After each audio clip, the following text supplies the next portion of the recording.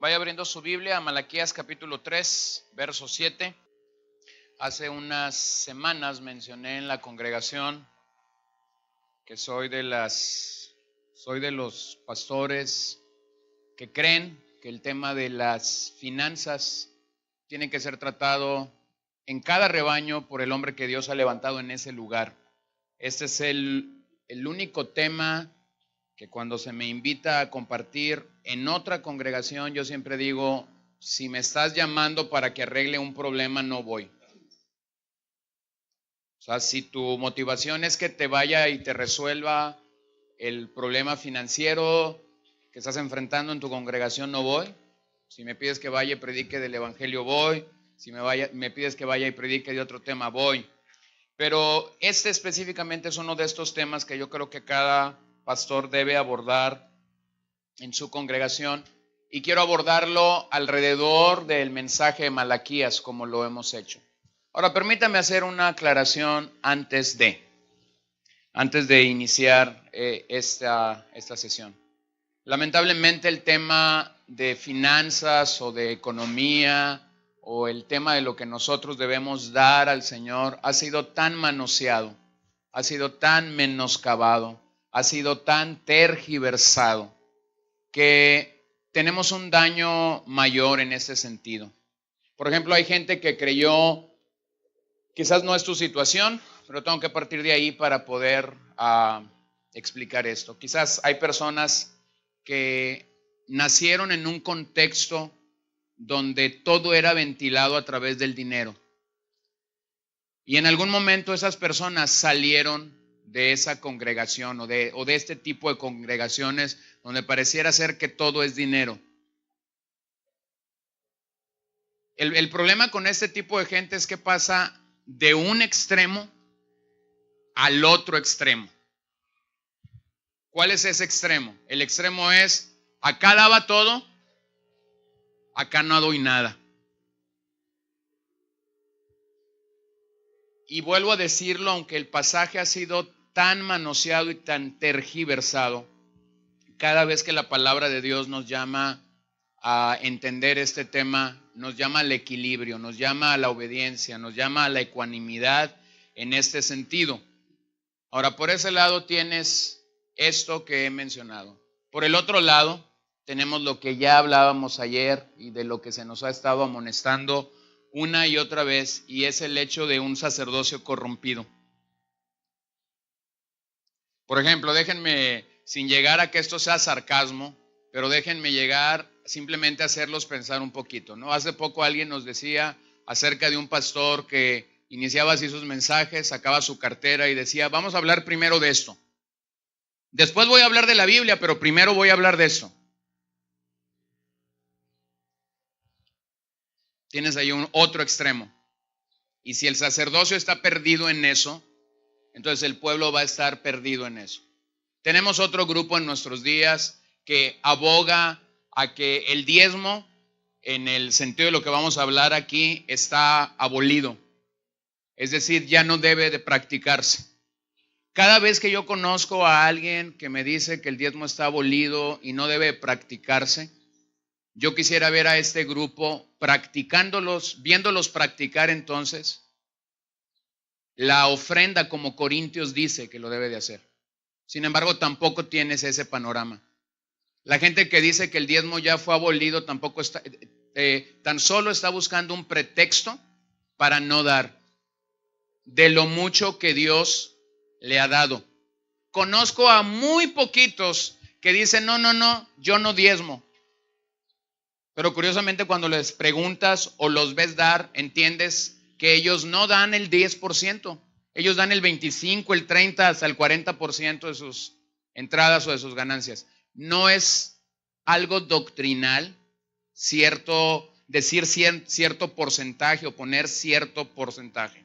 Entonces, simplemente quería aclarar esto antes de empezar. Hemos mencionado que en el caso de Malaquías, tal y como Malaquías lo presenta, el robar los diezmos a Dios, habían establecido un estilo en el corazón del pueblo.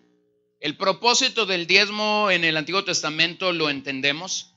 Era la forma como Dios sustentaba el templo y como Dios sostenía a los sacerdotes. Usted recordará que cuando la repartición de la tierra vino, hubo una sola tribu que no recibió herencia, como el resto de las tribus. ¿Cuál tribu fue esa?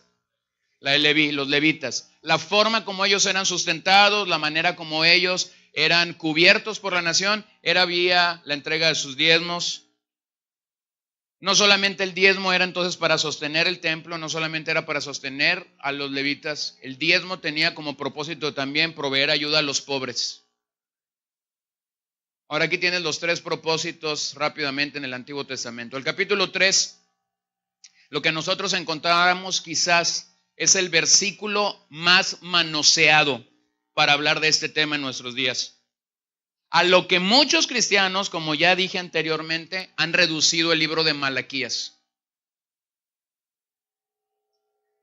Lo voy a volver a decir. Este capítulo 3 es a lo que muchos cristianos han reducido el libro de Malaquías. No solamente esto. Esto es lo que muchos predicadores han reducido el libro de Malaquías.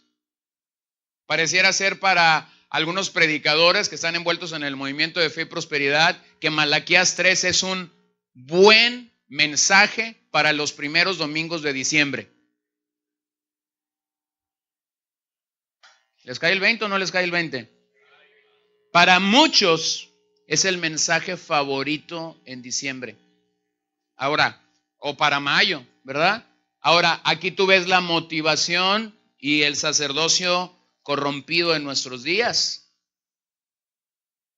Para muchos es imposible no conectar el libro completo con estos versos. Y esa es la forma como me quiero acercar. Quiero acercarme al texto observando el contexto general del libro.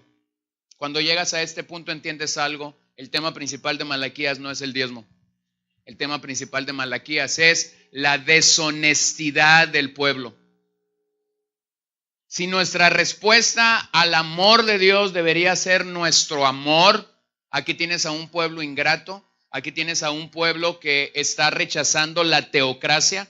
La teocracia era el modelo en el que Dios estaba gobernando a toda esta nación y en ese modelo Dios había establecido la forma como el templo tenía que ser sustentado, como los sacerdotes tenían que ser sostenidos y como ellos tenían que ayudar a los pobres. Entonces el tenor de este capítulo está ligado al arrepentimiento. Arrepentimiento que es regresar a estar profundamente comprometido con Dios. Una estadística reciente de nuestros días declara los siguientes resultados acerca de diezmar o no diezmar. 17% de esta encuesta dice diezmar, 3% diezma y 47% no hace nada.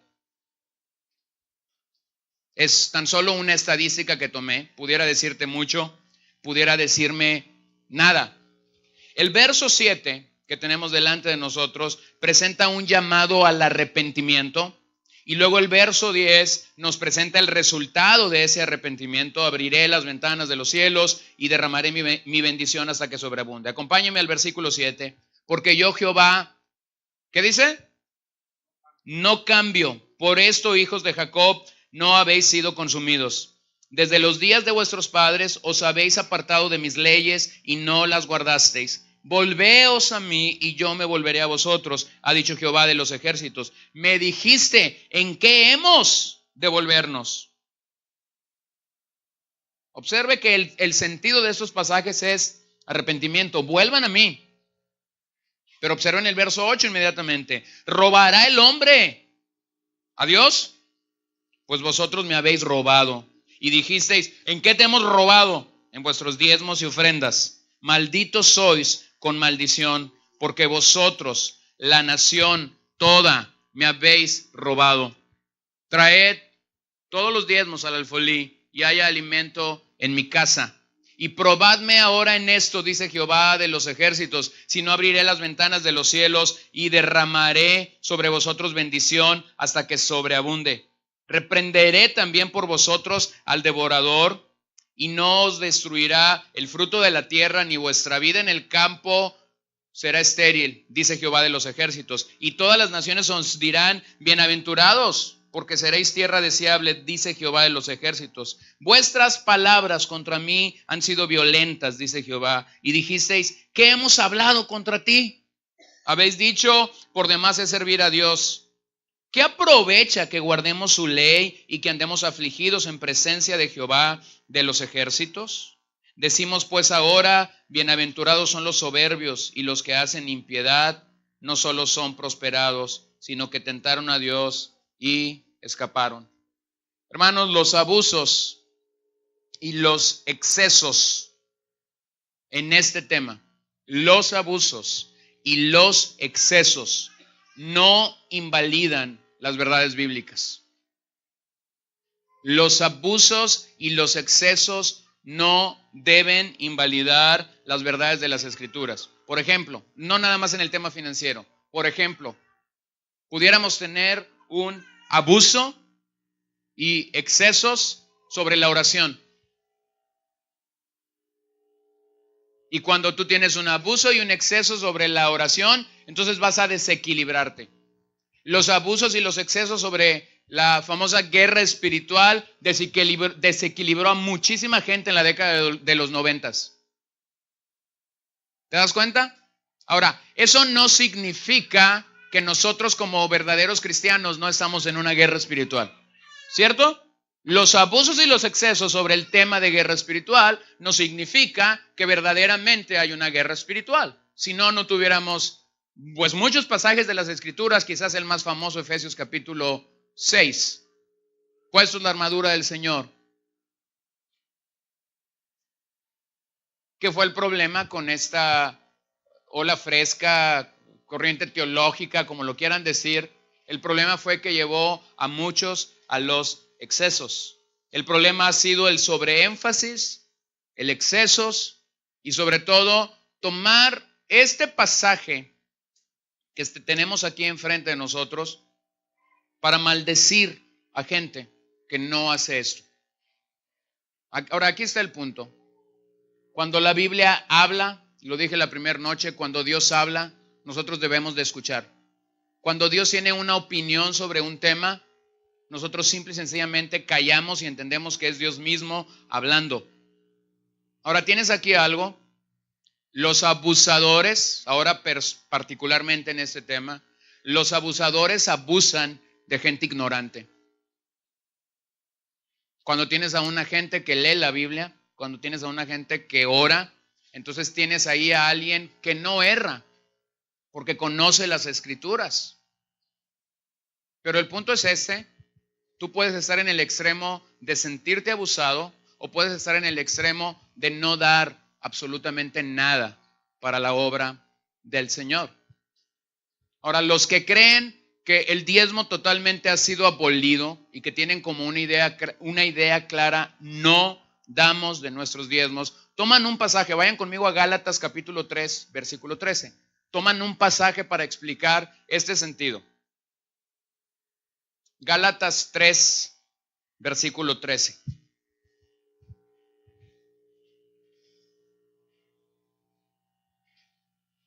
¿Lo tienen ahí? Tony, ¿lo puedes leer?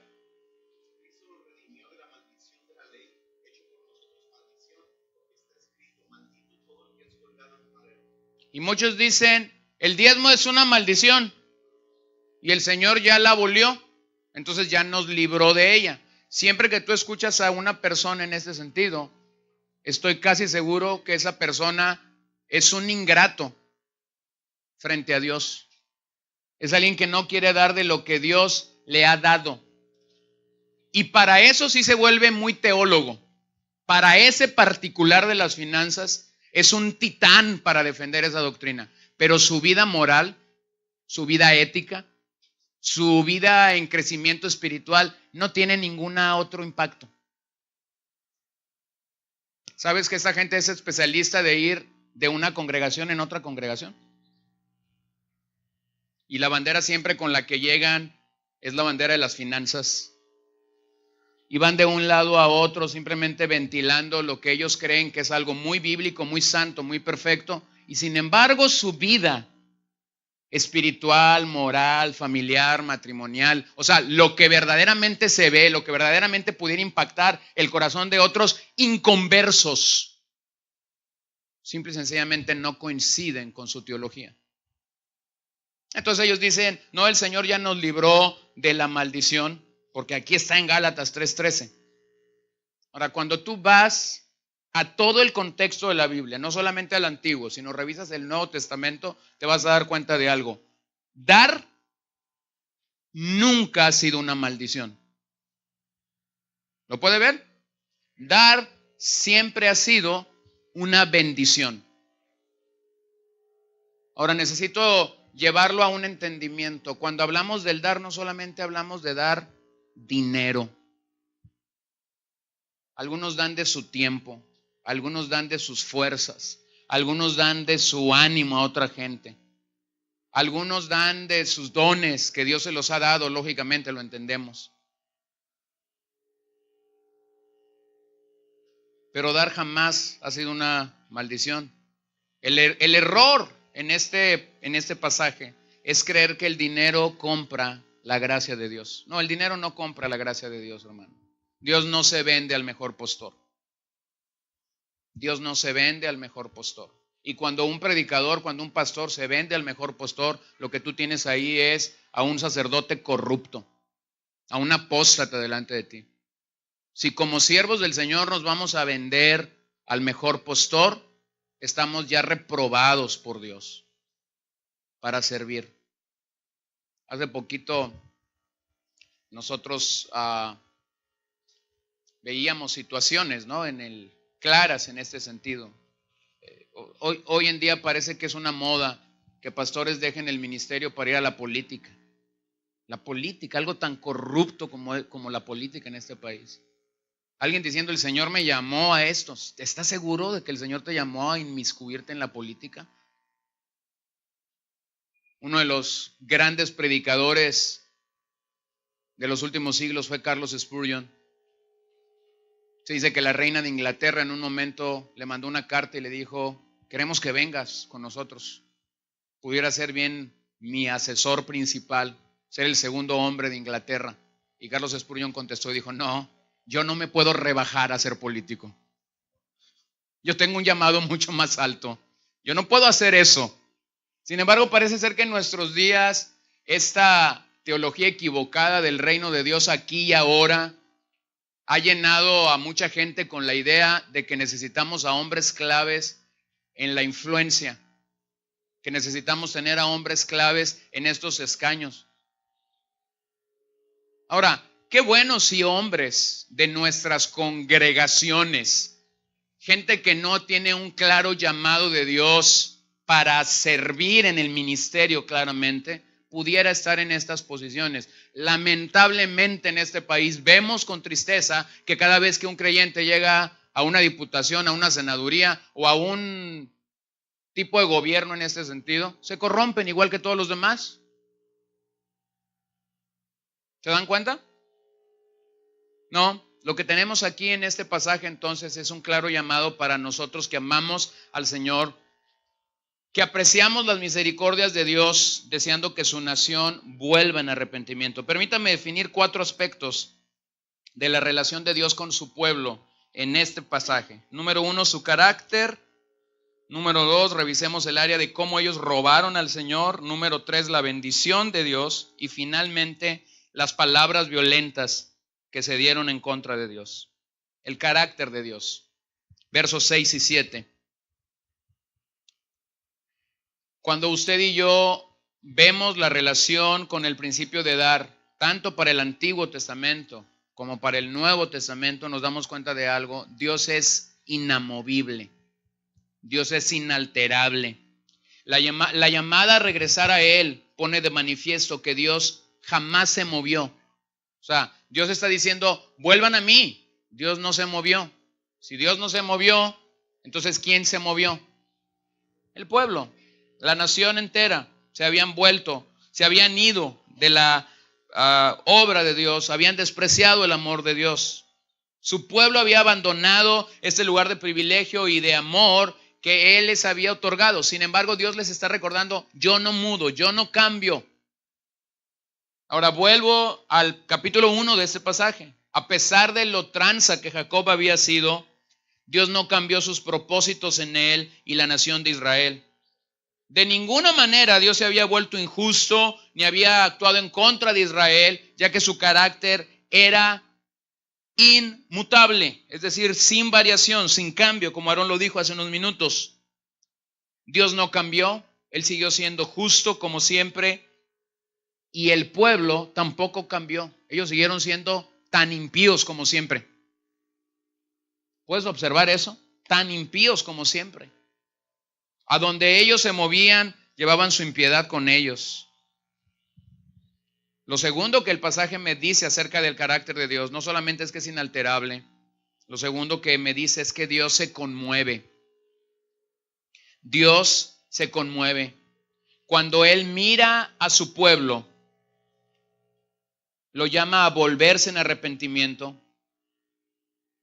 Entonces Él se aproxima amorosamente a este pueblo que está volviendo a Él. Quizás el retrato más hermoso de este enfoque de Malaquías en este pasaje nos lo da la parábola del hijo pródigo. ¿Usted recuerda? Aquel hijo que estando comiendo comida de puercos, llega el momento en el que nuevamente Dios toca su corazón, la gracia de Dios llega a su vida y él piensa regresar, no porque en su idea era regresar como el hijo que se había ido. La idea de que él tenía era de regresar y pedirle al padre que lo recibiera. ¿Cómo? Como un jornalero más. Esta era la idea. Sin embargo, cuando él comienza a volver a casa, la Biblia nos dice que el padre lo vio a lo lejos. A lo lejos. Cuando el padre lo vio, no vio al hijo que se había llevado la herencia. No vio al hijo que había disipado todo aquello por lo cual él había trabajado por años. Cuando el padre lo vio, la Biblia nos dice, fue movido a misericordia. Corrió, se echó en su cuello, le besó. Y usted tiene todos los detalles posteriores a esto. Hizo fiesta, le puso un vestido, le puso un anillo. Y después tenemos la otra historia de la parábola del hijo pródigo, ¿no? El hijo celoso que no se había ido, pero estaba en casa. Pero esa es otra historia que no nos vamos a meter ahí. Lo que tienes entonces aquí en el verso 7 es esta misma idea. Vuelvan a mí. Es una promesa de la gracia de Dios para que aquellos que habían experimentado tropiezos en su fe regresaran. Pero nuevamente digo, nosotros no debemos abusar del amor del Señor, sino vivir asombrados del amor de Dios en nuestras vidas. El amor de Dios es tan grande que siempre está dispuesto a reanudar su matrimonio con nosotros. Por eso ayer Tony lo explicaba en la noche, Dios aborrece el adulterio. Quizás nos identificamos con los que han guardado su apariencia externa, con los que han guardado su ortodoxia, pero su corazón está lejos por el palpitar del Señor. Entonces la pregunta que nos hacemos cuando leemos estos versos es, ¿cómo regresar? ¿Cómo regresamos a esta relación con Dios? Y Malaquías lo que hace es, en un contexto muy claro de sus días, en una situación muy específica de sus días, Malaquías los lleva al tema del diezmo. Ahora, aquí está el error que muchos predicadores, que muchos pastores abusan. El contexto específico en el que el pueblo tenía que arrepentirse para volver a Dios, ¿sí? Era específicamente esto. Habían sido deshonestos con el pago del diezmo y por esta situación el templo podía estar decayendo. Por esta situación los sacerdotes podían estar corrompiéndose con los que sí daban. Ese es el contexto. Pero más allá del contexto, nosotros tenemos algo que no podemos negar y que lo tengo que aclarar aquí. El asunto no es dinero. El asunto nunca ha sido dinero. El asunto es este corazón perverso que nos domina. Mi hermano, servimos a un Dios todopoderoso. Se lo digo una y otra vez. Servimos a un Dios todopoderoso. Cuando en momentos determinados y específicos de mi servicio al Señor, ustedes como congregación quizás no han correspondido a Dios, no a mí, el asunto no es conmigo, es con Dios. De alguna manera milagrosa y maravillosa, Dios nos ha sostenido como familia. Entonces vuelvo a decir esto, el asunto no es dinero, el asunto es mi corazón delante de Dios. Y soy tan claro en esto. De repente gente que tiene años que no la veo, dice, me recibo una llamada y me dicen, ¿sabes qué? Sentí del Señor mandarte eso. Y tú dices, ¿sintió del Señor? Y tú dices, sí, Dios es inmutable. Dios no cambia. Y Él sostiene a los que llama. Entonces, cuando tienes esta claridad, puedes tener un corazón limpio e íntegro delante de Dios.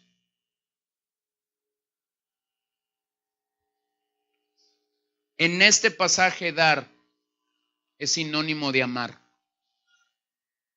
Dar es sinónimo de amar. Así que falta de dar en este pasaje significa falta de amar. Digo, porque de labios todos decimos yo te amo, Señor. De labios todos podemos cantar que te amo y que te bendigo y que te exalto y que te adoro. Sin embargo, aquí hay una ilustración. En este caso en particular hay una ilustración de deslealtad espiritual. Posiblemente no es tu caso, o posiblemente sí es tu caso, yo no lo sé. Pero lo que tienes que entender es que cada vez que el Señor nos llama a un arrepentimiento, específicamente hay dos personas que saben de qué te tienes que arrepentir. Dios lo sabe, tú lo sabes. A nosotros nos puedes engañar, más si eres ortodoxo, más si eres formal, o sea, en ecuánime para ciertas y cuáles cosas. Por ejemplo, a veces esta situación de la ortodoxia no nos permite entender ciertas situaciones, ¿no? Yo voy y predico en lugares donde de repente me dicen vestuario formal.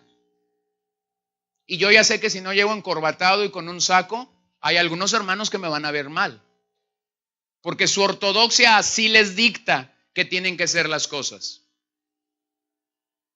Hay otros que dicen, viste como tú, o viste como tú quieras. Bueno, ahí ya entiendo que hay un poquito más flexibilidad, ¿sí?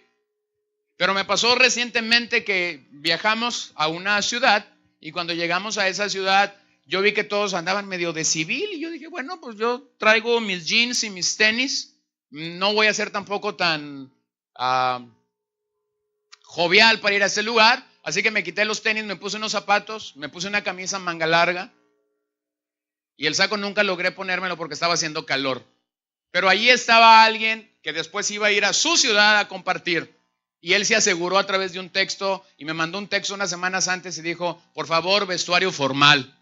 Y yo dije, híjole, su ortodoxia no le permite que uno a lo mejor pueda predicar en jeans.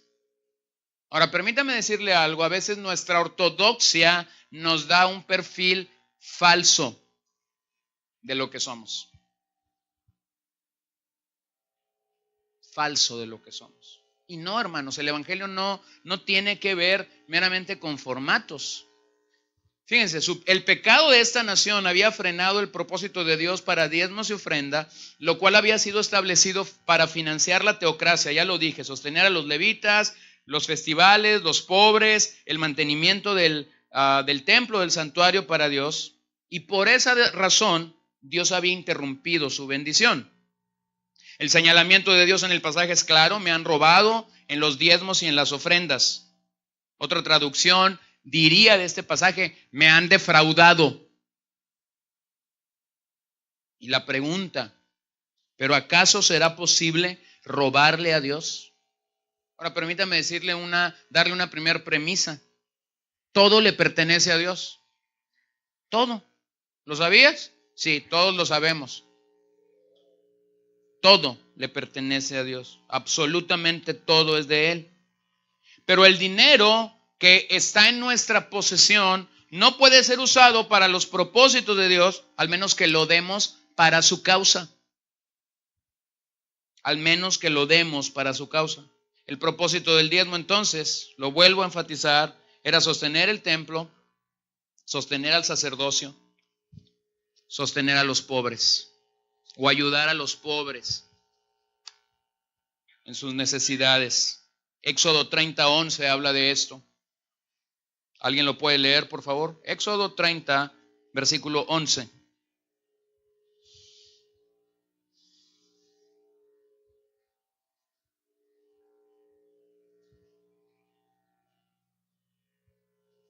Me levanta la mano quien lo tenga y tengo una confusión porque si digo Rafael van a empezar los dos. A ver, Pechocho.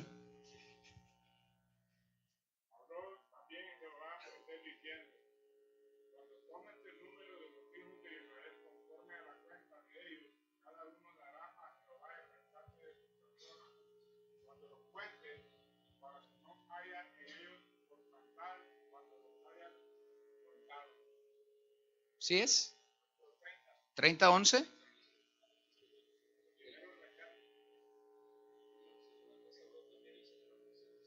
Ok. Mira, habla de este dar. Y lo que tenemos que entender es que lo que retenemos se pierde. Este era el sentido en el Antiguo Testamento. Lo retenido se pierde. Por eso es que cuando Malaquías habla de eso, dice, nos llama a traer el diezmo de forma íntegra. Ahora, esa palabrita es importante. Entre la gente que dice que ya no debemos de dar, simple y sencillamente quisiera que vieran esto. Si el templo tenía que ser sostenido, si los levitas tenían que ser sostenidos y si en ese dar los pobres tenían que ser ayudados, yo hago una pregunta. ¿Seguimos teniendo lugares que sostener? ¿Nos cuestan los lugares? ¿Sí? Le voy a hacer una observación que poca gente me hace en el verano. Usted recuerde que nosotros en la congregación le hayamos pedido para pagar en el verano las 32 toneladas de aire que hay en la congregación. ¿Usted recuerde que alguna vez yo haya subido con un recibo y decir, hermanos, aquí el recibo vino supercargado? ¿Usted recuerda eso? No, no lo va a recordar porque nunca lo hemos hecho. Sin embargo, usted llega a un auditorio con 20 toneladas de aire. Usted y yo nos podemos volver locos por pagar allá en la casa a lo mejor 6, 7 u 8. Usted no lo sabe y yo no estoy aquí para contárselo, pero va a ser en tema de chisme. La tarifa de luz para área comercial es mucho más grande que para área comercial. Para área residencial, gracias. Residencial.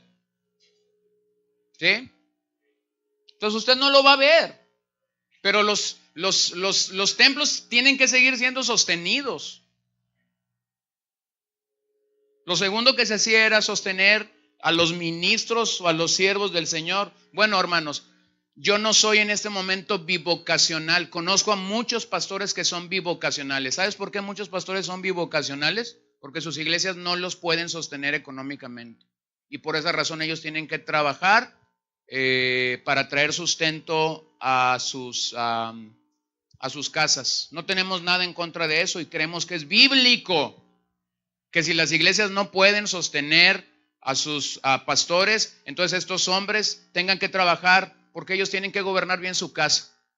Entonces no son los que son sostenidos por sus congregaciones, no son ministros VIP y los otros son de tercera. No tomen monte por ahí.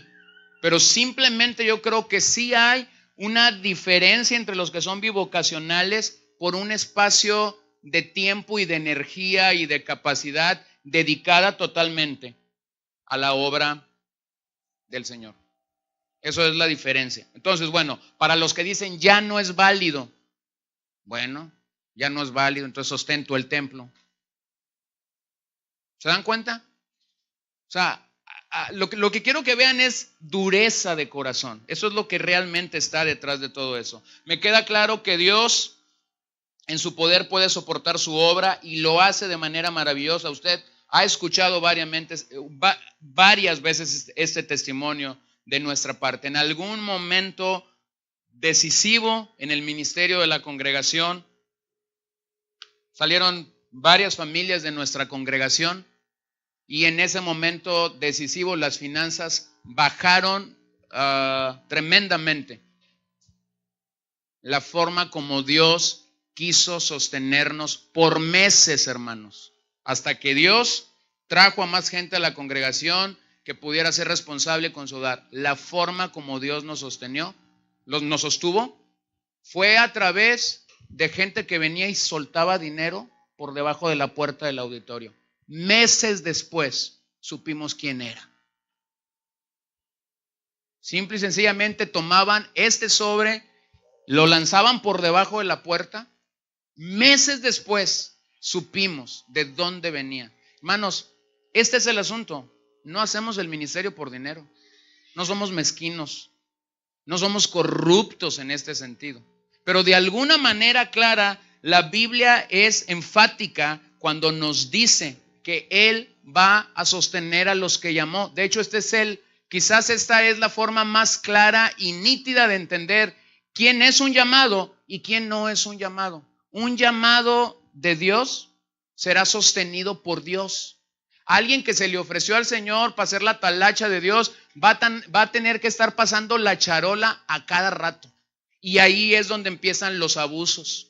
Y ahí es donde empiezan los excesos. Y ahí es donde la gente empieza a decir, no, pues esto no es así. Tiene un mejor carro que yo. Se va de vacaciones cada rato. Ya hasta un avión compró.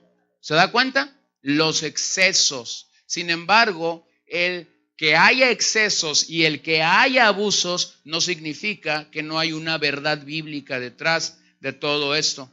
Larry Burkett, uno de los hombres que más habló sobre el aspecto financiero hace unas décadas, dijo, hay dos cosas que testifican de nuestra devoción por Dios como creyentes. Dos cosas: nuestro dinero y nuestra agenda. Se lo pongo claramente. ¿Cómo maneja su tiempo? ¿Qué parte de su tiempo es dedicado a Dios? ¿Qué parte de su tiempo es consagrado al Señor? ¿Qué parte de su tiempo es realmente ofrecido al Señor para que el Señor pueda obrar en medio de su vida? Y por otro lado, pues no tengo que decirlo, es lo que estoy hablando básicamente. Entonces, aquí tiene usted dos cosas. De entrada, nosotros pudiéramos decir, sí quiero agradar al Señor, sí quiero bendecir al Señor. Pero usted tiene aquí dos cosas que pueden ayudarle a usted, no a mí, a usted, a valorar si realmente Dios es importante en su vida. Su manejo de sus finanzas, su manejo de su tiempo. Mira, vete un fin de semana a una plaza comercial y vas a encontrar a la gente tirando su dinero en cuanta tontería se le cruza. ¿No es así? ¿No es así? Así es. Usted va y va a ver que unos se lo comen. Están ahí con unas bolas de nieve que tú, bueno, a mí se me sube el azúcar, sí. Nomás de ver cuánto cuesta ya se me sube el azúcar. Ahora si me las comiera se me sube más. Pero usted va a encontrar que la gente trabaja toda la semana. Voy a pensar en gente que vive de su diario. O sea, que no tiene una economía muy holgada, pues. Trabaja toda la semana. Y va y tira el sábado y el domingo todo lo que trabajó. Y el lunes está en cero. Y tiene que empezar de cero otra vez. Ahí tú dices, ay Dios. Les voy a decir algo que yo le digo a mi esposa. Yo paso meses sin ir a una plaza comercial aquí. Y de repente mi esposa me dice, vamos a la plaza. ¿A la plaza? Le digo yo. ¿A la plaza? O sea, no tengo nada si usted va, o sea, sí voy. Pero yo puedo pasar meses sin pararme en una plaza comercial. No me hago nada. Sin embargo, hay gente que se amarga porque no puede ir o hacer lo que la mayoría de gente va y hace en las plazas comerciales, comprar algo. Ahora, aquí en este contexto, los diezmos y las ofrendas de los que Malaquías está hablando, nos pasaba del grupo que adora de labios al Señor al grupo que no tiene problemas con el ídolo llamado dinero. Porque miren, hermanos, algunos hermanos se equivocan de lugar para dar su propina. ¿Lo entienden? Algunos hermanos le dan propina a Dios. El otro día estábamos en un restaurante y me acordé de mi abuela. Fue muy simpático eso. Cuando yo era un niño, estábamos en un restaurante, ya se pagó la cuenta y demás, se dejó ahí la propina en la mesa. Y mi abuela muy preocupadamente va y le dice al mesero, oiga, vaya por la propina, porque mi hijo le dejó muy buena propina y como que la que anda limpiando ahí se la quiere quitar. Entonces, hace unas semanas nos pasó, ¿no? Estábamos en un restaurante, había una mesa larga y pues como que eran los hijos, los papás, los abuelos y ya habían pagado, se estaban parando. Y la abuelita, no sé si era mal de las abuelas la abuelita empieza a buscar al mesero en el restaurante y se le perdió el mesero. Y la familia se empieza a ir y la abuelita, y así como que la abuelita decía, me quedo, me la llevo, o qué hago, ¿no? Y en eso el mesero por allá salió y le empieza a hacer señales, ya viene el mesero. Oiga, no, es que no me quería ir porque le dejaron muy buena propina a mis hijos para que la agarre, no se la vayan a volar. Bueno, es algo simpático cuando tú lo ves en ese contexto. Pero algunos hermanos no damos al Señor. O sea, dar al Señor no es dar propina a Dios. Y sin embargo, cuando hemos pasado de el ser abusado a no querer dar nada absolutamente, pareciera ser que este es el comportamiento de muchos. Ahora, específicamente, el uso que damos a nuestro dinero muestra nuestro corazón. El uso que damos a las tarjetas, sean de débito, de crédito, de lo que usted quiera. El uso que damos a la chequera. Hablan de nuestra devoción por Dios. O sea, hay gente que no tiene ningún problema para gastar en otras cosas, pero no le hables de las misiones. No le hables de ayudar a alguien en necesidad. No, porque no, ¿cómo? O de repente te encuentras a padres que son excesivamente bondadosos con sus hijos.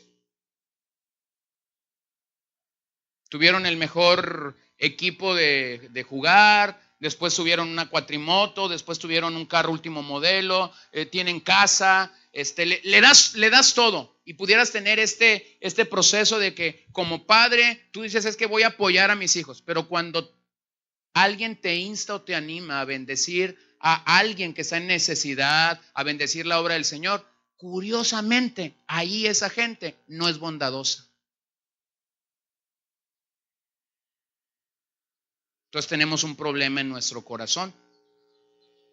Y aunque es cierto que este tema tiene su origen en el Antiguo Testamento, creemos que más que si es de la ley. Ahora le voy a resolver este asunto. Algunos dicen, es que es de la ley. Sí es de la ley. Ya, se acabó. Pues digo yo, ¿qué tanto pelean? Y otros dicen, bueno, pero era antes de la ley. Te voy a resolver el asunto. Sí, también era antes de la ley porque Abraham dio como unos 400 años antes de la ley. Ya, se acabó. Y algunos dicen, es que el Nuevo Testamento no dice nada de eso. No ha leído bien Corintios. No aparece la forma como queremos verla. Diezmo. No aparece. Ya se lo voy a resolver también. No aparece. Pero si tú lees bien Corintios, dice, cada uno de conforme Dios lo ha prosperado. Habla de una proporcionalidad. O sea, de dar proporcionalmente. Ahora, ¿te ha prosperado mucho Dios? Algunos sí, algunos van a decir, no, pues no como yo quisiera. Otros van a decir, no, pues no. Entonces, ¿cómo debería ser nuestro dar? Nuestro dar debería ser proporcionalmente. Ahora, pero este es un tema en donde los que no quieren dar nada, pues lo limitan a decir, era de la ley ya se acabó. Está bien, pues, agarre su Biblia, córtele Génesis, córtele Éxodo, Levítico, Número, Deuteronomio, todo lo que está ahí, pues. Pero cuando estamos en un problema, nos amparamos bajo las alas del Salmo 23, del Salmo 91, y ahí se aplica para nosotros. Y lo único que esto nos dice es que estamos llenos de baquetones, de gente que está buscando la manera de no dar al Señor. Por X, Y o Z razón, no me voy a meter en eso. Porque algunos dicen, es que si tú supieras, no quiero saber nada, nomás quiero leer la Biblia. El robo a Dios es no porque no le demos nada. Escuche bien esto, el robo a Dios es no porque no le demos nada, sino porque damos mucho menos de lo que deberíamos de dar. Mucho menos de lo que nosotros deberíamos de dar. O sea, aquellos que dicen, no, es que es de la ley, está bien. Si tú te compones con saber que es de la ley y vas a estar en paz con saber que es de la ley, está bien, aplícalo para ti, es de la ley. Entonces, te vienes al Nuevo Testamento y cuando llegues a Corintios, toma Corintios. Y si tú vas a ser un dador del Nuevo Testamento, nada más te quiero decir algo. En el Nuevo Testamento, el diezmo es el piso, no es el techo. O sea, nosotros damos mucho más que el diezmo. Porque algunos dicen, yo ya di el diezmo, pastor. Y creen que están en el techo. Allá en la ley era el diezmo. Ahora vamos a pasarnos en ese sentido de baquetonada, nos vamos a pasar a este lado. Sí, pero acá estamos en la gracia.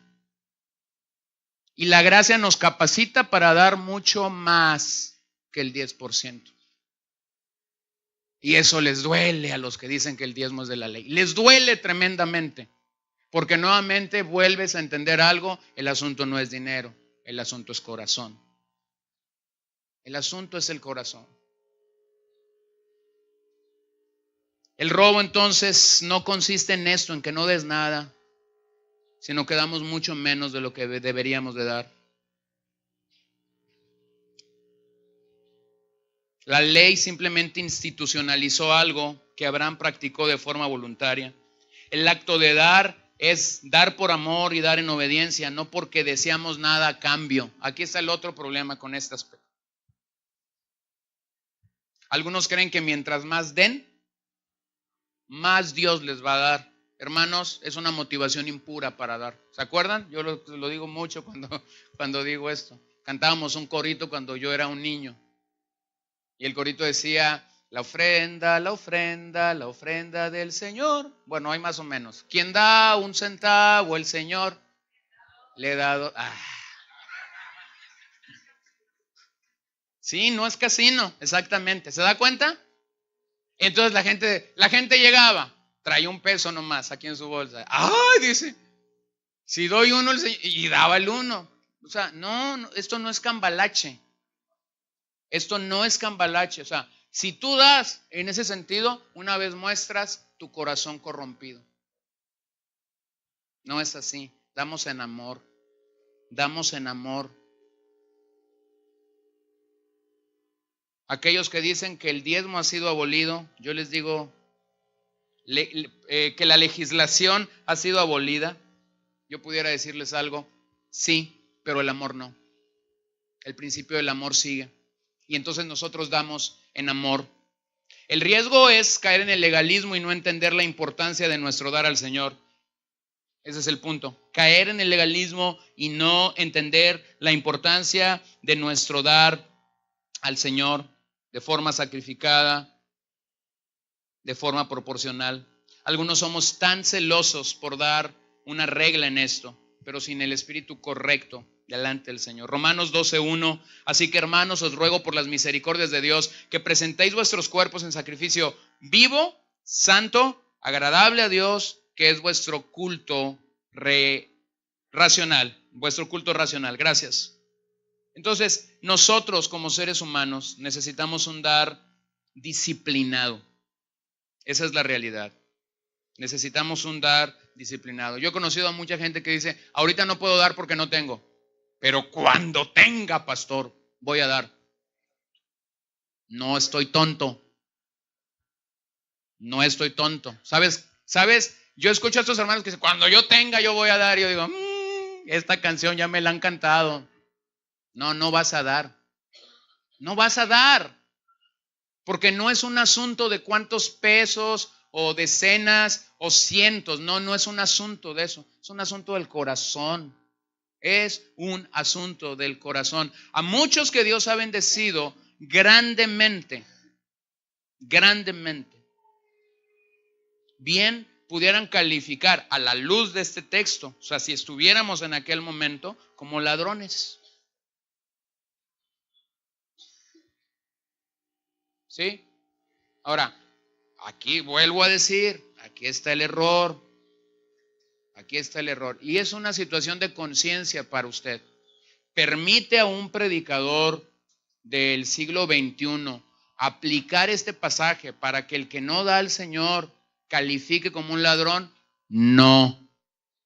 En el contexto de Malaquías que estamos citando, el error ha sido que muchos pastores han tomado este pasaje para lacerar al que no quiere dar. No, no aplica de esa manera para nosotros. Vuelvo a decirlo, tenemos que regresar al contexto de las Escrituras, pero vuelvo a ser enfático en esto. Lo que sí manifiesta es nuestra deshonestidad con Dios, nuestra deslealtad a la causa del reino en este tiempo, y que bien es un asunto con Dios. No, yo una vez me chuté un mensaje, digo, estaba ahí, me tocó, pues no era como que estaba ahí. Pero entonces me chuté un mensaje donde el tipo que estaba predicando agarró Malaquías y dijo ahí, ladrones. Y luego conectó ese pasaje y se lo llevó a una lista del Nuevo Testamento donde dicen que los ladrones no heredarán el reino de Dios. No, pues toda la gente estaba lista para ofrendar, porque todos se querían ir al reino de Dios. Sí, hermano, pero eso no es bíblico. Eso ni tiene hermenéutica, homilética, ni tiene teología, ni tiene nada por... Ese era un bandido en el púlpito queriendo sacar una buena ofrenda. Simple y llanamente. No, no va por ahí. Tiene que leer el texto en su contexto. Tiene que leer el texto en su contexto. O sea, si hay un principio espiritual en el sentido de que nosotros tenemos que dar. Sí, sí lo hay. Sí lo hay. Pero tenemos que reconocer el contexto. Siempre que una persona no da a Dios lo que Dios demanda de nosotros, los que perdemos somos nosotros, no Dios. Dios sigue siendo Dios. Dios no ocupa tu dinero, Dios no ocupa mi dinero. Dios no nos está pidiendo propina, Dios no nos está pidiendo limosna. Este Dios te está diciendo, te amo, vuelve a mí. Y una de las maneras en las que nosotros podemos mostrar nuestro arrepentimiento delante de Dios es simple y sencillamente dando. El regreso que Dios deseaba ver en los días de Malaquías era un retorno sumamente práctico. Observe esto, la llamada de arrepentimiento en los días de Malaquías, específicamente con el acto de dar, tenía que ver con que ellos regresaran a sostener el templo y el sacerdocio. El amor por Dios siempre conlleva un temor práctico. Si no, no tiene ningún sentido. O sea, si el arrepentimiento se queda en lo general, no tiene ningún sentido. Bájalo a lo práctico. Bájalo a lo práctico. Bájalo al terreno de lo práctico. Entonces, la pregunta que yo me haría al tenor de este pasaje es, ¿qué tan consistente soy para honrar al Señor con mi acto de dar? ¿Qué tan consistente soy con mi dar, con mi acto de dar para el Señor? Si tú eres consistente, tú estás siendo un hombre y una mujer honesta delante de la presencia de Dios. Si tú no eres consistente, tú estás siendo una persona deshonesta delante de Dios. Lo que tienes que hacer es simple y sencillamente arrepentirte y regresar al Señor y dar de forma generosa para su obra. Ahora, si el tema no fuera relevante, obsérvelo, Dios no lo pusiera en el contexto de arrepentimiento. Si el tema no fuera importante, Dios no lo pusiera en el tema de arrepentimiento. Sin embargo, está ligado a este pasaje de volver al Señor. No es mi dinero, es mi corazón lo que afirma la calidad de mi corazón.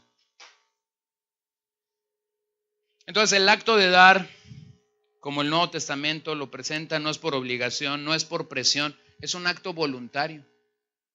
Es un acto voluntario. Damos de forma voluntaria, no damos obligados. Cito nuevamente a G. Campbell Morgan. Los que creen que ya no estamos ligados a la ley en el área del dar, no hemos entendido que no solo el diezmo, sino todo le pertenece al Señor. Este aspecto de la vida puede definirse de una manera proporcional. Por esta razón, mi ofrenda debería de ser mucho mayor si usted cree que el diezmo ha sido abolido. Esa es una de las expresiones que nadie va a decir amén, pero así es. Esa es la realidad. Entonces no se complique la vida. Hay unos, a veces yo me siento como en los días de Jesús. Tienes aquí a los fariseos y tienes aquí a los saduceos. Y están unos diciendo, no, esto es de la ley, y pues nosotros no, porque esto y lo otro. Está bien, déjalos. No pierdas tu tiempo en eso. No te rebajes a debatir algo. Simplemente permite que si ellos creen que eso es así, lo hagan así. Tienes allá los que dicen, no, nosotros solamente ofrendarlos. Déjalos ofrendar. Es un asunto que ellos van. Miren, nosotros vamos a dar cuentas delante del Señor. Y aquellos van a dar cuentas delante del Señor. Y estos van a dar cuentas delante del Señor. Dejemos que la gente pueda dar al Señor de una manera clara y nítida en su corazón. Versos 10 al 12. Vean la bendición de Dios en este pasaje. El pueblo fue llamado por Dios entonces a expresar su arrepentimiento de forma práctica al Señor aquel día, retornando al diezmo. Verso 10. Observe ahí. Sin el diezmo los sacerdotes quedarían a la deriva y deberían abandonar el ministerio y dedicarse a la agricultura u otro oficio. El robo era a Dios. Observe esto. El robo era a Dios, no era al templo, no era a los sacerdotes, no era a los pobres. El robo era ¿a quién? A Dios. Era Dios quien había establecido la teocracia. Entonces decía, traigan estos diezmos íntegros al alfolí. La palabra alfolí es balit, casa o edificio. Era el lugar, era la cámara donde se almacenaba esto en el templo, para sostener el templo, para sostener al sacerdote, para bendecir a los pobres.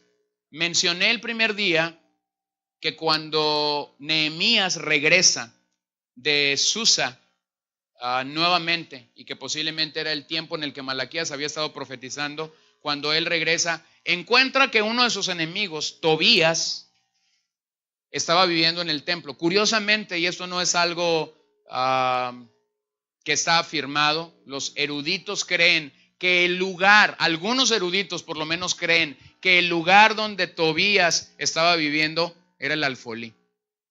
Es decir, era el lugar donde los diezmos eran almacenados. Por eso Nehemías sintió la ira de Dios cuando tuvo esto. O sea, no solamente no están cumpliendo con los estándares de Dios, está aquí el enemigo y lo tienes metido, le dice el sumo sacerdote, en un lugar tan sagrado. Entonces el alfolí era una habitación o granero, como algunos los presentan, donde se almacenaban los diezmos de las cosechas de animales que el pueblo traía. Y luego dice, traigan los diezmos al alfolí y haya alimento en mi casa. Literalmente el alimento al que este pasaje se refería era el alimento que la gente traía. ¿Para qué? Para el sustento de los sacerdotes. Literalmente, ese era el alimento. Ahora hay 4 cosas destacables en estos versículos. El llamado es de Dios, no es de los sacerdotes. Traed el diezmo al alfolí. Y lo que esto probaba simple y sencillamente era tu amor por Dios. El amor de la nación por Dios. Cuando nosotros damos al Señor, Dios no está viendo la cantidad que tú das. Dios no se impresiona por la cantidad que tú das. Lo que Dios está viendo es nuevamente tu amor por Él. Está viendo tu corazón. ¿Se acuerdan de aquella historia en el Evangelio? Aquella mujer viuda que estaba en la fila para dar. Había muchos otros que estaban delante de ella, que habían dado mucho más que esta pobre mujer. Cuando esta mujer llegó, traía sus 2 monedas, que fue lo que dio. Y entonces Jesús les dice, ¿quién dio más?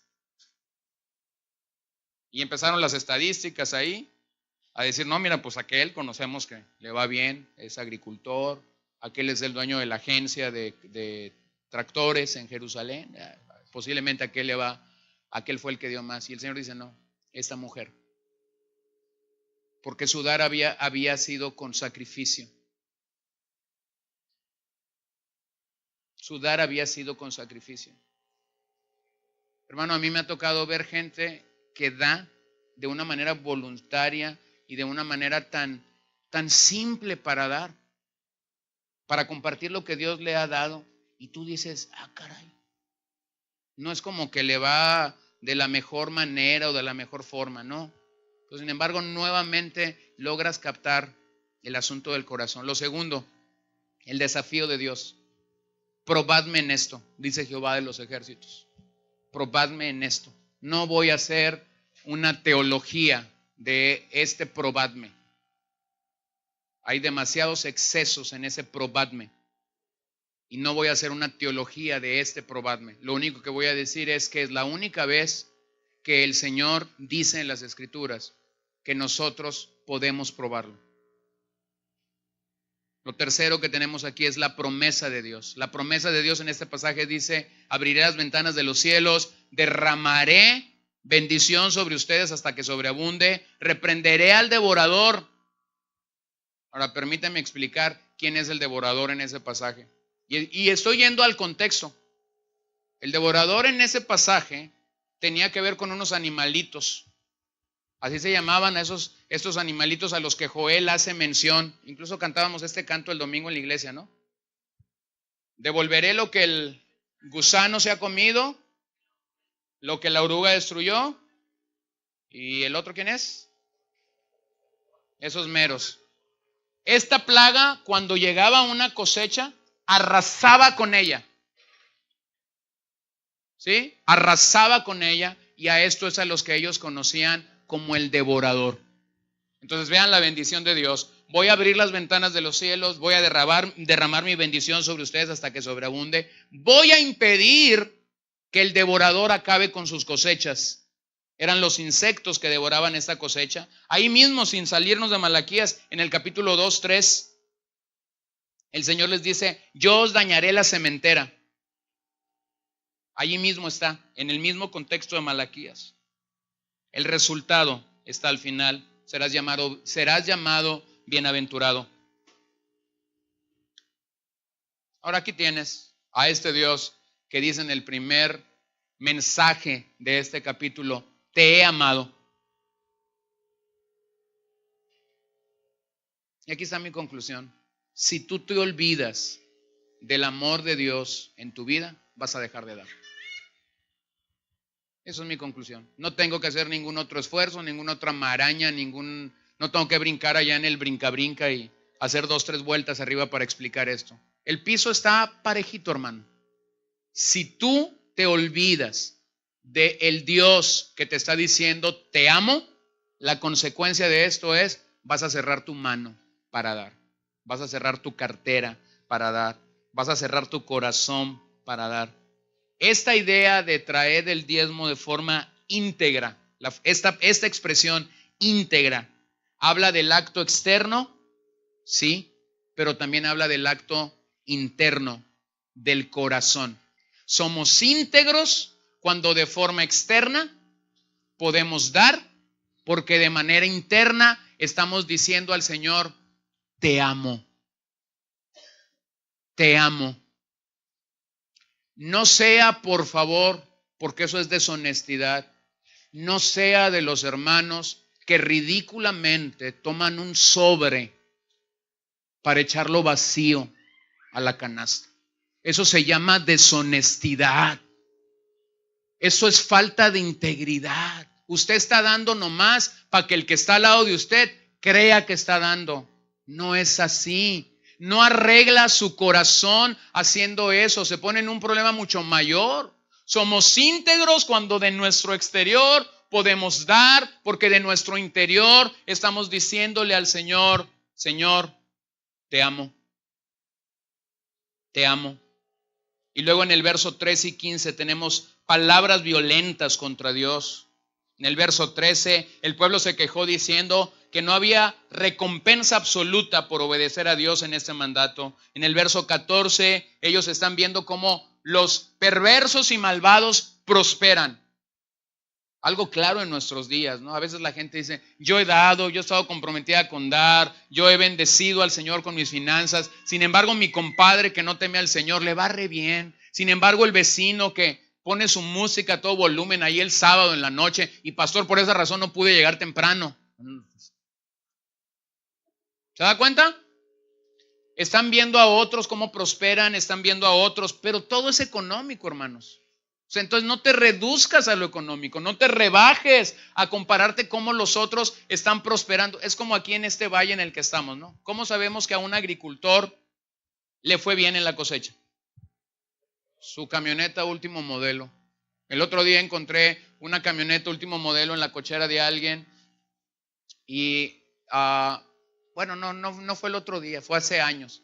Y hice la pregunta, mira que me dice, si tú supieras cómo me hice de ella, me dice. De veras, digo, ¿y cómo te hiciste de ella? Pues mi compadre, ya ves que le fue re bien el año pasado en la cosecha, sí. No, pues ahora sembró y él aseguró que le iba a ir muy bien. Se fue y se encharcó a la agencia con una última modelo, dice. El año pasado había comprado una, dice, que no sé si la terminó de pagar. Y como le iba a ir bien otra vez, fue y sacó una y resulta que se le quemó la cosecha. Y el beneficiado de eso fui yo. Increíble. Increíble. Y luego el verso 15, tentaron a Dios los malvados y a pesar de ellos, vean esto, a pesar de que esta gente estaba rechazando el modelo de Dios, aún Dios seguía diciendo, si vuelven, los voy a bendecir. Si vuelven, los voy a bendecir.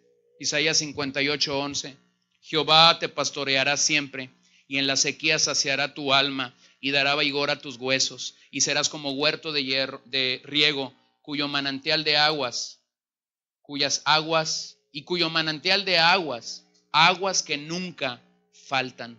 Salmo 72:7, florecerá en sus días justicia y muchedumbre de paz hasta que no haya luna. Hermanos, tenemos un pasaje claro en las Escrituras que refiere la condición pecaminosa del hombre con Dios en el área económica o en el área financiera. G. Campbell Morgan nuevamente, ¿con cuánta frecuencia oímos decir de reuniones de oración a gente que está diciendo, Señor, abre las ventanas de los cielos y derrama bendición sobre nosotros? Aquí está la respuesta de Dios. Es como si Dios dijera, las ventanas las puedes abrir tú. Sí, las ventanas de los cielos siempre giran sobre las bisagras del amor. Abriré las ventanas de los cielos, dice Malaquías. El mensaje de Dios en los días de Malaquías. Sobre aquellos que vuelvan a mí en este tenor. Un tenor que nos incomoda, ciertamente nos incomoda que nos hablen de este tema. R.C. Sproul decía que para los que estamos en gracia, el diezmo no es el techo, sino el piso. Cierto, no hay un mandamiento específico en el Nuevo Testamento sobre el diezmo. Cierto, no lo vas a hallar de esa manera. No vas a encontrar la palabra diezmo literalmente. Porque el diezmo, lo asumimos, es la mínima expresión para los que damos a Dios de lo que nosotros deberíamos de dar. Es lo mínimo. ¿Es una proporción buena? Sí, porque no te quedas sin nada. Hace unos días alguien me decía, ¿te has dado cuenta que el diezmo en el Antiguo Testamento era mayor que el 10%? Sí, pero si les digo ahorita eso se asustan y a lo mejor me quedo aquí solo. Sí, era mayor. Nosotros entendemos que el diezmo habla de un porcentaje limitado al 10%. Cuando tú revisas en el Antiguo Testamento, pasaba del 20% realmente. Y si alguno aquí tiene batalla con el 10, pues imagínate decir el 20%.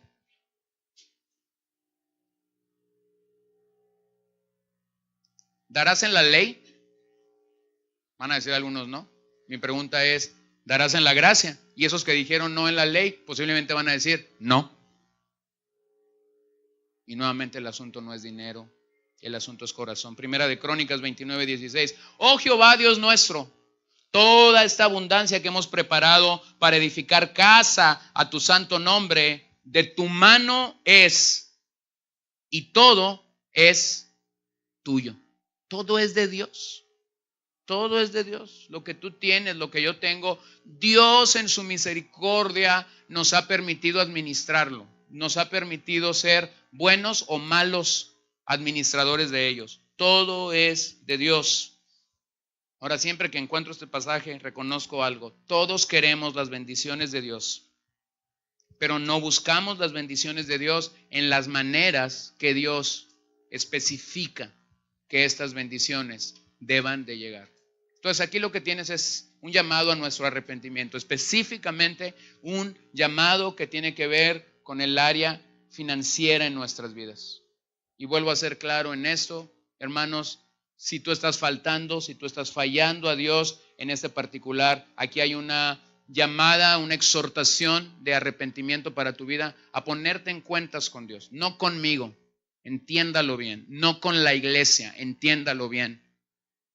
Pero cuando alguien ha asumido lo que la gracia de Dios hace en sus vidas, está dispuesto a dar, y está dispuesto a dar quizás mucho más allá de lo que yo creo que debería de dar. Hace unos años estuve en una reunión, al final de esa reunión alguien me dijo: pastor, aquí tienes una ofrenda de amor. Pero curiosamente cuando yo abrí el sobre me di cuenta que no era de amor, era de odio. Es real. Es real. Sin embargo, les quiero decir algo, fui tan bendecido por predicar en ese lugar. Fui tan bendecido por predicar en ese lugar. En 2 o 3 días después de que yo había llegado de ese lugar, yo no me amargué. Yo no estuve diciendo: fui a perder mi tiempo allá. Mira lo que dejé de hacer por estar allá. No, yo no hice eso porque entiendo cómo es Dios. En 2, 3 días, Dios me tenía preparada una bendición que yo no esperaba. Y yo dije: qué increíble. Si mi corazón se hubiera amargado por esta aparente contradicción en el llamado de Dios, me hubiese perdido de esta bendición. Porque lo que Dios está probando es tu corazón, mi corazón. Eso es lo que dice Deuteronomio acerca del diezmo. Es una prueba de nuestro temor por Dios, de nuestro temor por Dios. Usted puede hacer todo un estudio. Hay 25 referencias en el Antiguo Testamento. Si va a una concordancia la puede encontrar. Busque la palabra diezmo. Vea cómo operaba en el Antiguo Testamento a través de estos 25 pasajes. Si después de leer estos pasajes tú dices: no quiero diezmar, no voy a hacer esto, voy a tener este asunto con Dios, lo puedes hacer. Pero ve a la Biblia y permite que la Biblia convenza verdaderamente tu corazón. Ahora, si tú eres de los que dices: no, yo no voy a limitarme a dar el 10, yo voy a querer dar más porque yo he entendido la gracia de Dios, hermano, que el Señor te bendiga. Esa es la realidad. Esa es la realidad. El problema con este pasaje es cuando lo atacamos o cuando alteramos o cuando decimos lo que el pasaje aquí no está diciendo. Ahora, el Señor nos puede bendecir de tantas maneras, de tantas formas, pero quiero animarlo a algo: no limite las bendiciones de Dios al área económica. No las limite. Ese es el otro problema. Pues agarramos la canción esta del centavo, quien da uno, el Señor le da dos, y asumimos en todo momento que la única forma como Dios puede bendecirnos es económicamente. No lo haga. Hay tantas otras bendiciones de las que no nos damos cuenta. Bueno, Proverbios está lleno de eso, ¿no? El que come verduritas y que no come carne, pero su casa está llena de paz, de armonía. El que tengas a tu esposa, a tu esposo contigo, el que tengas a tus hijos caminando en el Señor. Bendiciones que a veces nosotros, hermanos, asumimos que Dios está obligado a dárnoslas. Y no es así. Entonces ve el resto de otras bendiciones. ¿Está Fernanda aquí? Ay, sí, bueno. El otro día entré a su recámara y estaba terminando de leer una biografía de una misionera. No he leído esta biografía. Bueno, ella me lleva ventaja en los últimos años leyendo biografías. Ella me cuenta a veces, o escucho que le cuenta a su mamá de estas biografías. Hermanos, las biografías no me las regalaron, las compré. Y estuvieron en un librero por años mientras ella aprendía a leer, esperando el día en el que ella pudiera leerlas y que ella pudiera ser impactada a temprana edad por estas biografías. Tengo una deuda con ella de leer juntos la biografía de David Livingstone, pero cada vez que ella está leyendo una biografía y que ella está cultivando ahí su lectura, yo digo: gracias, Señor.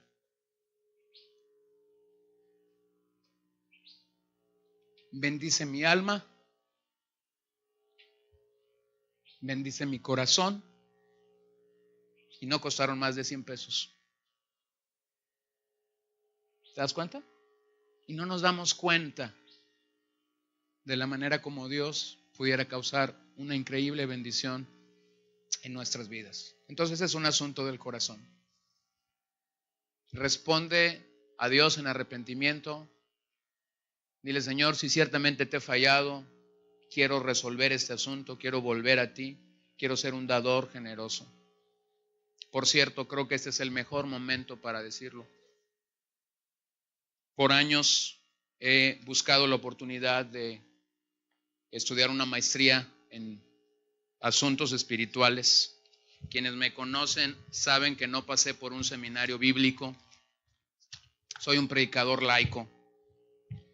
Hace unas semanas estaba en una conferencia predicando y siempre me pasa, pero fue muy chistoso. La pregunta de 2, 3 hermanos después de bajar del púlpito era decir: hermano, ¿en qué seminario estudió?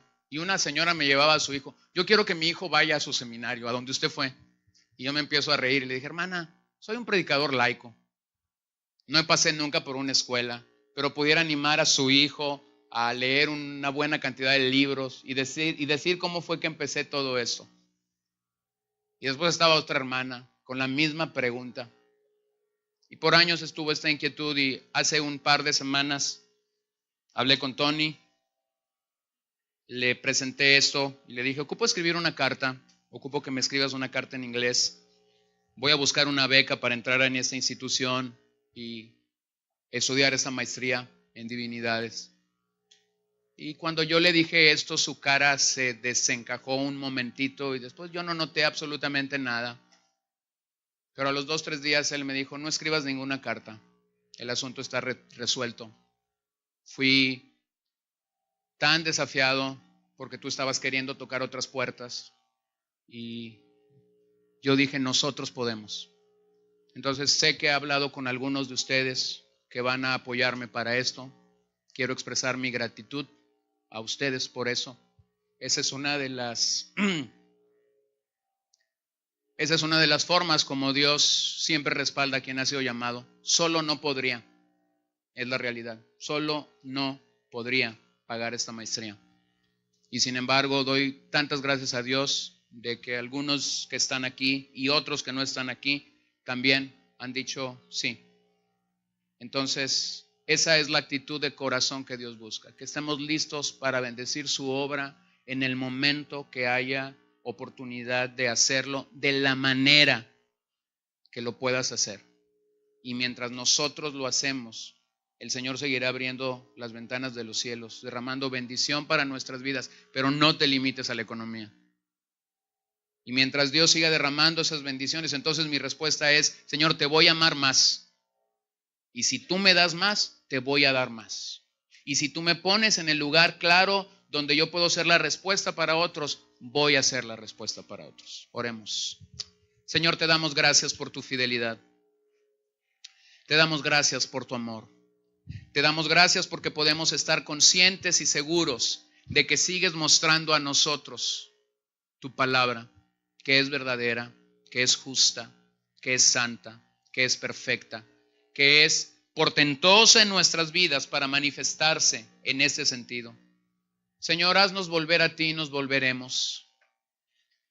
Si nuestras vidas y nuestros corazones tienen que corregir algún aspecto en el manejo del tiempo, en el manejo de las finanzas que hemos tenido o que hemos dado, quisiera expresar en este momento mi oración a ti para que tú convenzas nuestros corazones. Estoy tan seguro y tan firme de esto. No se trata de dinero, se trata de la actitud adecuada en mi corazón para darte, Señor.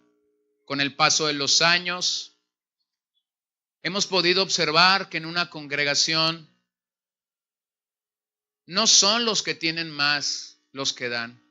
Es increíble cuando ves la actitud de buenos dadores para dar a tu obra, a pesar de que aparentemente hubiese otros que pudieran dar más. Y esto simple y sencillamente viene a afianzar nuestros corazones en que no podemos confiar en el hombre. Nosotros estamos confiando en ti. nosotros estamos siendo respaldados por ti, y mientras hacemos tu voluntad, y mientras cumplimos tus propósitos, y mientras nos encargamos de pastorear la grey del Señor, nosotros estamos seguros de que tú te encargarás de respaldarnos y de que tú te encargarás de continuar haciendo tu obra en nuestras vidas y en nuestros corazones. Entonces te queremos expresar nuestra gratitud. Pido que si alguno de los que está aquí está enfrentando situaciones económicas adversas, está enfrentando problemas financieros, está enfrentando situaciones de las que aparentemente no pueden salir por que están inmersos en deudas o en preocupaciones, Señor, yo pido que tú derrames tu gracia sobre nuestras vidas para poder dejar un estilo inapropiado, para poder dejar, Señor, a lo mejor estamos idolatrando el dinero y estamos hincados frente al altar del materialismo y por esta razón no podemos ser de bendición para tu obra. Entonces yo te pido, Señor, danos gracia para poder dejar atrás esta situación en nuestros corazones.